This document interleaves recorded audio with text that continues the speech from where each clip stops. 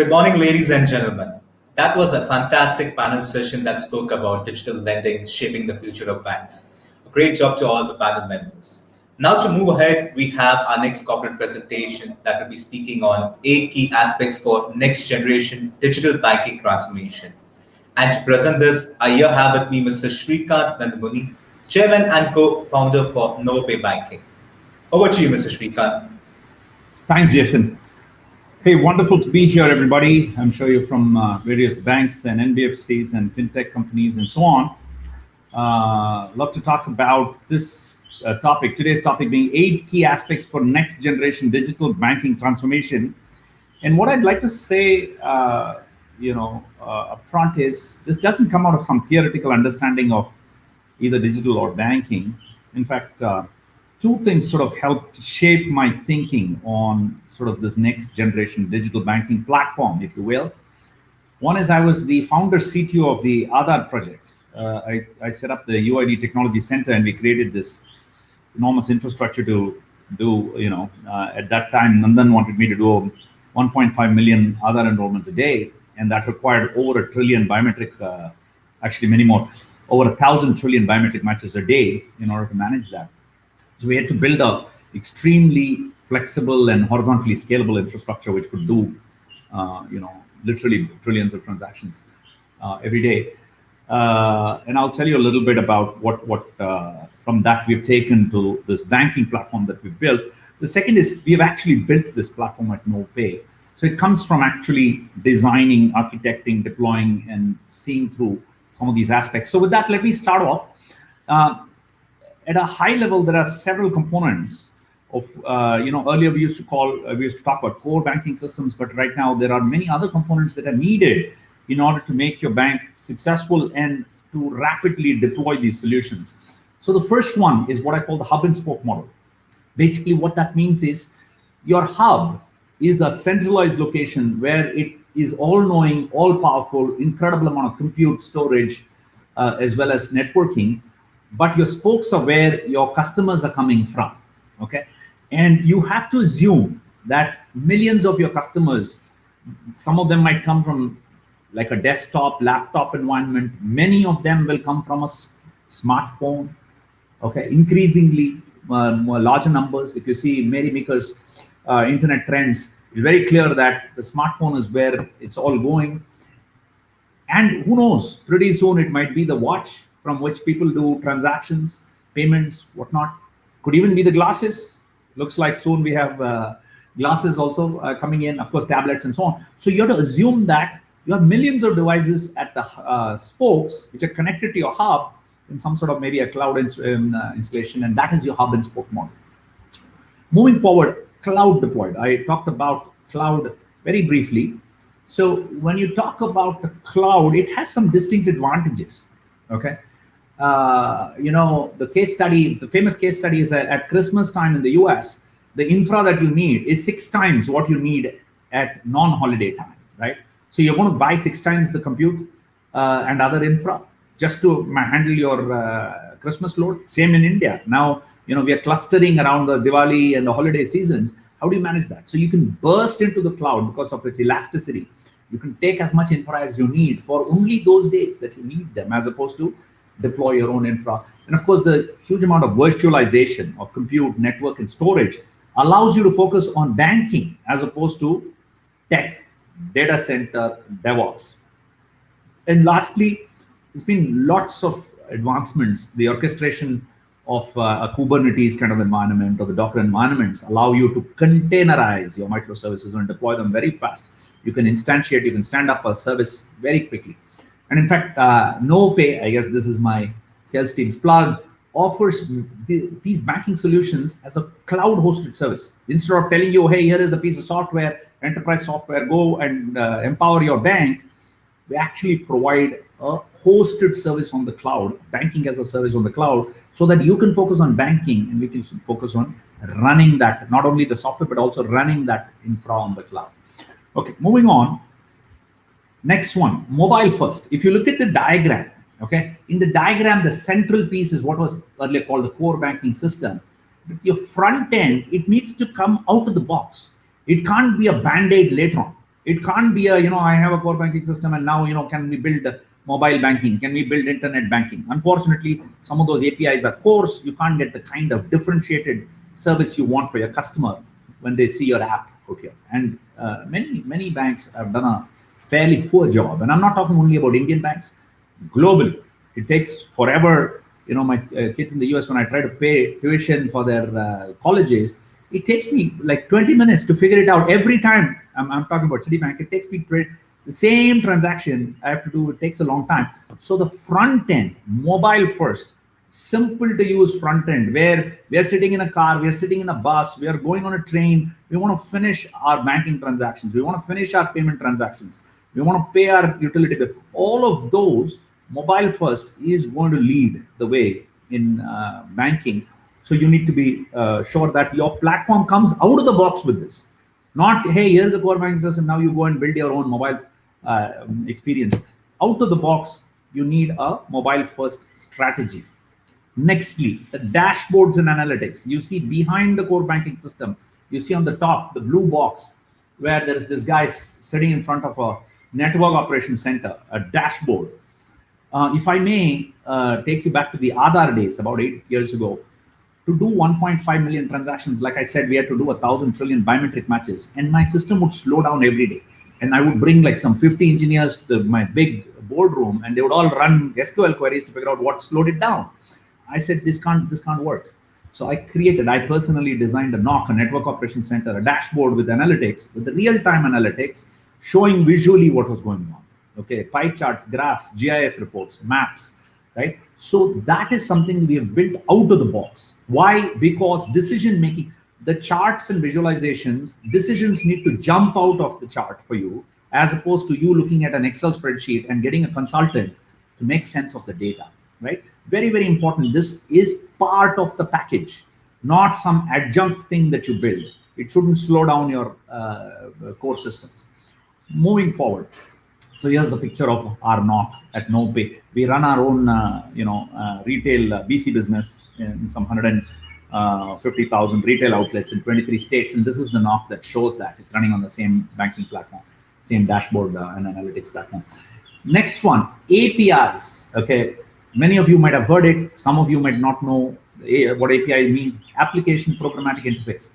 Instead of your own app connecting to your backend core systems, sometimes you might Mr. Srikanth, I'm sorry to disturb you over there, but I believe your presentation is not displayed on the screen. So if you could just have that shared, please.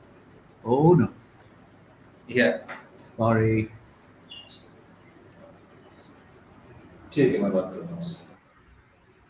Okay.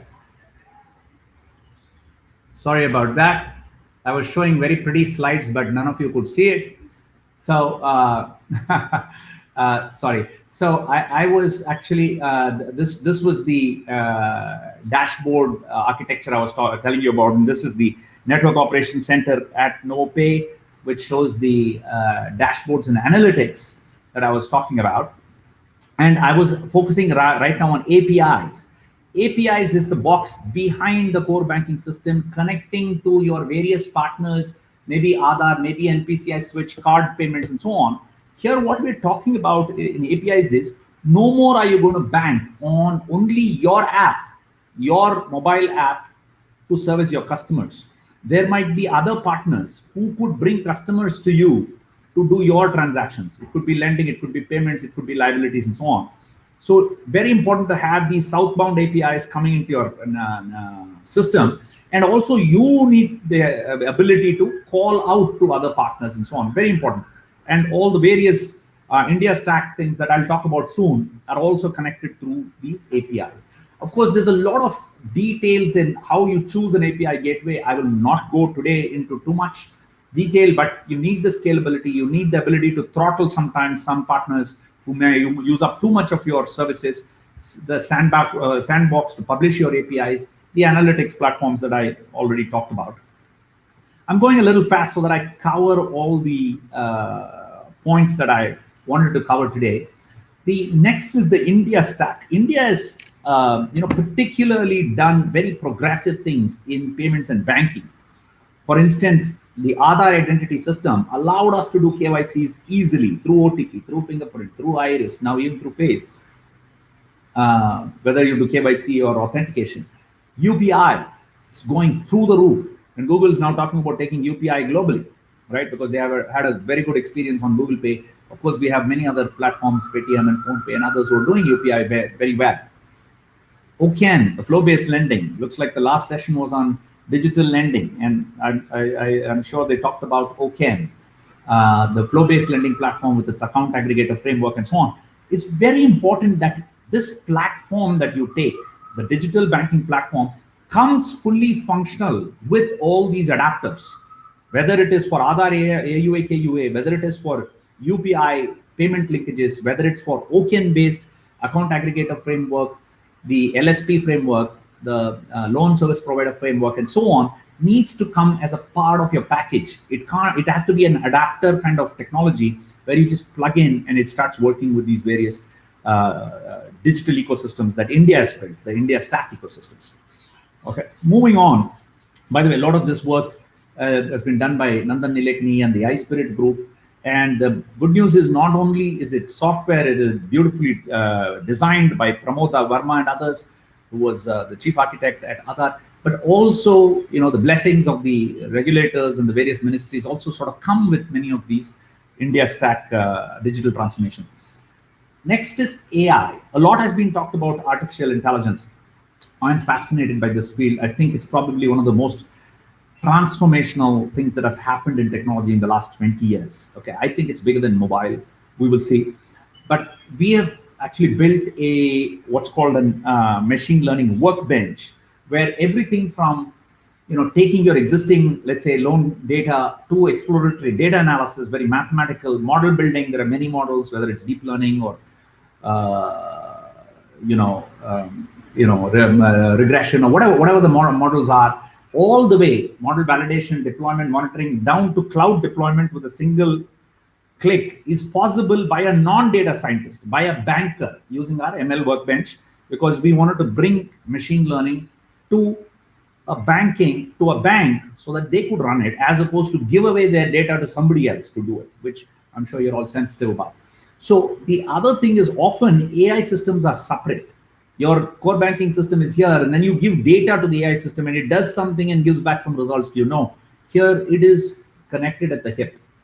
And there are reasons to do this. I don't have the time to go through this, but I'll just show you a quick slide on how credit rating, you need to have a feedback loop from your model building to your model deployment to correcting your errors as you see NPS. So for that reason, you need, it's very important to build the AI system connected at the hip with a core banking system, whether it's for credit rating, customer segmentation, early warning, or for risk monitoring.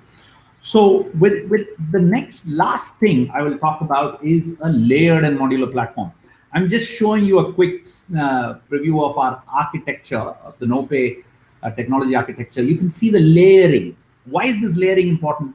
There's a persistence layer, then there's an infra layer, then there's a business layer, then there are products, and then solutions on top, which means we can reuse components. Your solutions are just glued together through an orchestration service in a matter of days, as opposed to months, right? So that is the ability of layering, which gives you reuse, whereas modularity does something different. I don't know if I might have modularity is about Lego blocks. Can you have some really nice Lego blocks from which you can create a plane, you can create a car, you can create a train, you can create whatever, a man, whatever, right? So why is that? That's because you've designed your Lego blocks beautifully, from which you can create all kinds of solutions, right? That's the idea of modularity. So you need both layering, which gives reuse, modularity, which gives us a plethora of different solutions that can be constructed. And lastly, I will tell you that all of this has been implemented. All the 8 aspects I tried to cover of what I think a next generation digital banking platform needs has been built at Novopay, because thankfully we had the luxury of building a brand new platform. About 5-6 years ago, we started building this. It's now fully featured. It has various products on the asset side. We have over 10,000 crores of AUMs sitting on our platform. On lending, we do a lot of payment transactions. Like I said, we run a large payment network. as well as on the liability side, we manage various accounts and so on. So with that, let me stop. And if there are questions, I can take questions now. I think I'm on time at 10:50. Thank you very much. Well, Mr. Srikanth, as I see, we have no questions put up as of yet. However, if there are any questions that come across, I shall definitely look forward and share it personally with you so that you can address to these questions on a private basis. However, thank you so much for that presentation. It was indeed a wonderful one and a knowledgeable one as well for us all to know. Having that said, it was great to have Novopay Banking present at this particular summit, and I will definitely look forward to having your presence once again in the coming editions. Thank you so much for your time. Have a great day. All right. Thanks, Jason, and bye, everybody.